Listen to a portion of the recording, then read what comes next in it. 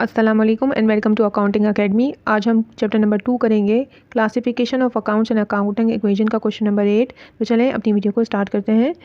इस क्वेश्चन के अंदर आपको पहली ट्रांजैक्शन दी गई है। Alam Ahmed commences business with rupees cash rupees 80,000।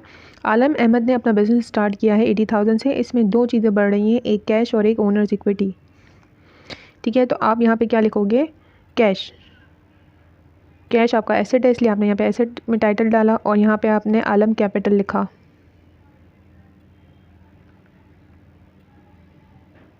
ठीक है, अब आप नंबर 1 लिखोगे और पहली ट्रांजैक्शन को आप लिखोगे, इसमें टोटल लिखोगे, इसकी बैलेंस लिखोगे आप। कैश आपके पास कितना आया? 80,000। और आलम का कैपिटल कितना बढ़ गया, इंक्रीज हुआ 80,000। ठीक है, ये ओनर्स इक्विटी कहलाती है, कैपिटल। सेकंड आपकी ट्रांजैक्शन क्या है? Purchase goods on credit rupees 20,000। जो सामान आपने ख़रीदा है वो क्रेडिट पे ख़रीदा है, परचेजेस है, इसका मतलब आपने पर्पस ऑफ रीसेल के लिए क्या है, आपके पास स्टॉक इंक्रीज़ हो गया है। ठीक है, आपके पास स्टॉक पड़ा हुआ है, कितने का पड़ा हुआ है? 20,000 का आपके पास आ गया है। और आपने अकाउंट पेएबल पे इसको ख़रीदा है, यानी ऑन क्रेडिट आपने लिया है, तो आप अकाउंट पेएबल ओपन करोगे, अकाउंट पेएबल का आप टाइटल डालोगे, तो आपकी लायबिलिटी कितनी बढ़ गई? 20,000, यानी आपको 20,000 उससे पेमेंट करनी है। ठीक है, अब आप इसका टोटल करोगे 80,000, यहाँ पे एज इट इज़ आप लिखोगे। 20,000 का स्टॉक है, बैलेंस आप लिखते जाओगे नीचे, यहाँ पे 20,000 अगेन एज इट इज़ लिखोगे आप, और कैपिटल आपका कितना है? 80,000, कोई भी चेंज नहीं आया इसके अंदर। ठीक है, थर्ड ट्रांजैक्शन है withdraw cash for private use rupees 2,000। ठीक है, कैश विदड्रॉ किया गया है जिसकी अमाउंट क्या है? 2,000 रुपीज़, यानी ये ड्राइंग्स है। ठीक है, तो आपके पास से क्या, आपने बिज़नेस में से कैश निकाल लिया, यानी आलम ने बिज़नेस से कैश कितना निकाला? 2,000 रुपीज़। तो हम माइनस करेंगे और उसके कैपिटल में से हम माइनस करेंगे, क्योंकि ड्राइंग जो है वो कॉन्ट्रा कैपिटल अकाउंट होती है, कैपिटल में से हमेशा माइनस होती है। ठीक है, तो 80,000 से 2,000 आप सब्ट्रैक्ट करोगे तो 78,000 आएगा। 20,000 आप एज इट इज़ लिखोगे, लायबिलिटी आपकी यहाँ पे 20,000 की आ गई, और 80 में से 2,000 आपने सब्ट्रैक्ट किए तो आप क्या आ गए? 78,000।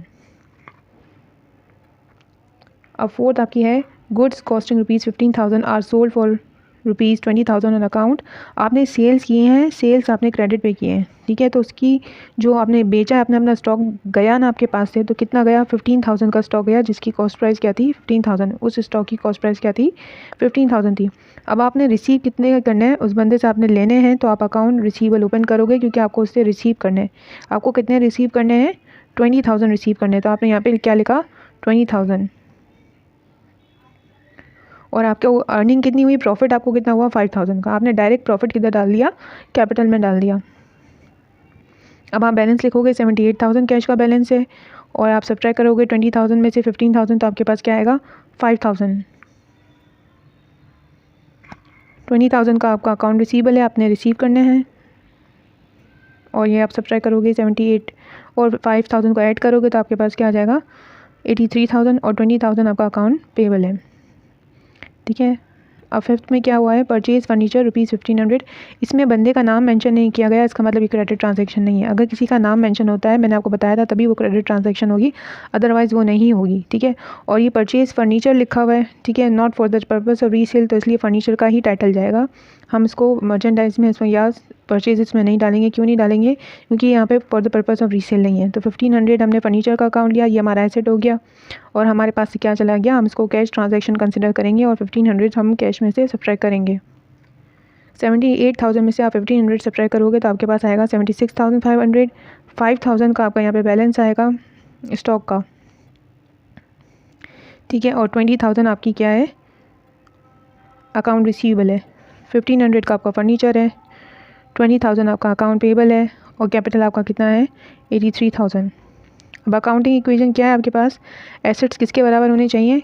लायबिलिटीज़ और कैपिटल। जब आप सारे एसेट्स को ऐड कर दोगे तो किसके, और लायबिलिटीज़ को आप सेपरेट लिखोगे, प्लस आप कैपिटल आपके पास कितना है? 83,000। तो 83,000 और 20,000 को आप ऐड करोगे ना, तो आपके पास कितना आएगा?